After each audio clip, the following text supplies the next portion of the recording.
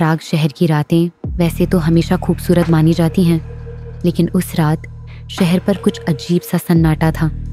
पुराने शहर के बीचों बीच एक ऊंची घड़ी की मीनार पर 12 बजते ही अचानक सारी बत्तियां झिलमिला उठी। उसी वक्त पुलिस को एक कॉल आया। पुराने चार्ल्स ब्रिज के नीचे एक औरत की लाश मिली है। कॉल करने वाली की आवाज़ कांप रही थी। जब पुलिस इंस्पेक्टर एड्रियन कोवाल्स्की और उनकी टीम वहां पहुंची तो हल्की धुंध के बीच नदी किनारे सफ़ेद गाउन में एक औरत की लाश पड़ी थी। उसके चेहरे पर कोई चोट नहीं थी, बस होठों पर हल्की सी मुस्कान, जैसे वो मरते वक्त भी किसी रहस्य को छुपा रही हो। पहली जांच में पता चला कि वो औरत क्लारा नोवाक थी, एक लोकल पियानो आर्टिस्ट जो पिछले हफ्ते अचानक गायब हो गई थी। उसके दोस्तों ने बताया कि गायब होने से पहले वो एक पुराने चर्च में प्रैक्टिस कर रही थी, जिसे लोग द साइलेंट चैपल कहते हैं। कहा जाता था कि उस चर्च में रात के वक्त पियानो अपने आप बजता है। एड्रियन ने उसी जगह की जांच शुरू की।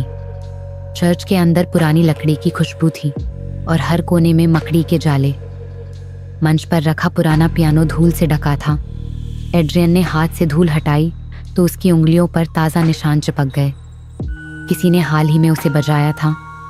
तभी एक धीमी आवाज़ गूंजी, जैसे किसी ने दूर से एक नोट छेड़ा हो। सबको लगा शायद हवा का असर हो, लेकिन एड्रियन ने देखा कि पियानो की एक कुंजी अपने आप दब गई। टीम के एक सदस्य ने कहा, यहाँ कोई है? अगले दिन क्लारा के घर की तलाशी ली गई।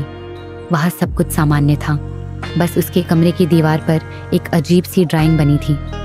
एक पुराना पुल जिसके नीचे एक साया खड़ा था और नीचे लिखा था, वो तुम्हें देख रहा है। एड्रियन ने जब उस ड्राइंग को गौर से देखा तो उसमें दिखने वाला पुल वही था, चार्ल्स ब्रिज। शहर के आर्काइव से जानकारी निकाली गई तो पता चला कि 1890 में उसी पुल के नीचे एक मशहूर पियानो वादक एडम होल्चेक की हत्या हुई थी। कहा जाता है कि उसकी आत्मा अब भी साइलेंट चैपल में भटकती है। एड्रियन को यह सब अंधविश्वास लगा, लेकिन जितनी गहराई में वो गए उतने ही डरावने सच सामने आने लगे। फॉरेंसिक रिपोर्ट ने बताया कि क्लारा की मौत किसी इंसान के हाथ से नहीं हुई, बल्कि उसके शरीर में ठंड के ऐसे निशान थे जो केवल लंबे समय तक ठंडे पानी में रहने से आते हैं। लेकिन उसके कपड़े सूखे थे। ऐसा कैसे संभव था? इसी बीच एड्रियन को क्लारा की पुरानी रिकॉर्डिंग मिली। उसमें वो पियानो बजा रही थी और बीच बीच में कोई दूसरी आवाज़ भी सुनाई दे रही थी, जैसे कोई मर्द धीमे स्वर में कह रहा हो, तुम अब मेरी हो। एड्रियन ने उस ऑडियो को बढ़ाया तो पाया कि बैकग्राउंड में चर्च की घड़ी की टिक टिक थी, यानी रिकॉर्डिंग उसी साइलेंट चैपल की थी।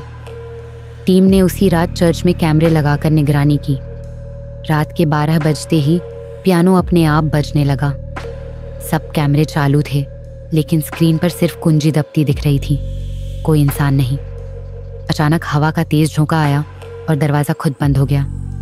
एक पल के लिए पियानो रुक गया, फिर एक आखिरी नोट बजा, वही जो क्लारा की रिकॉर्डिंग में था। और तभी पियानो के ऊपर से एक पुराना फोटो फ्रेम गिरा। उसमें एडम होल्चेक की तस्वीर थी और उसके पीछे लिखा था, जो मेरा संगीत चुराएगा वो हमेशा मेरी धुन में कैद रहेगा। एड्रियन ने पेंटिंग को ध्यान से देखा तो पीछे ताज़े खून के निशान थे। उसी वक्त एक छाया पियानो के पास उभरी और फिर हवा में गायब हो गई। अगले दिन जब फुटेज की जांच की गई तो कैमरों ने सच में एक पारदर्शी आकृति को कैद किया था। लेकिन सबसे चौंकाने वाली बात यह थी कि उस पियानो के अंदर से क्लारा का मोबाइल फ़ोन मिला, जिसमें आखिरी वीडियो रिकॉर्डिंग थी। उसमें वो बोल रही थी, वो मुझे बुला रहा है, मैं उसकी धुन में फंस गई हूँ। और फिर कैमरा गिर जाता है। अधिकारियों ने उस चर्च को बंद करवा दिया, लेकिन रात के समय अब भी कई लोग कहते हैं कि वहाँ से धीमी पियानो की धुन सुनाई देती है।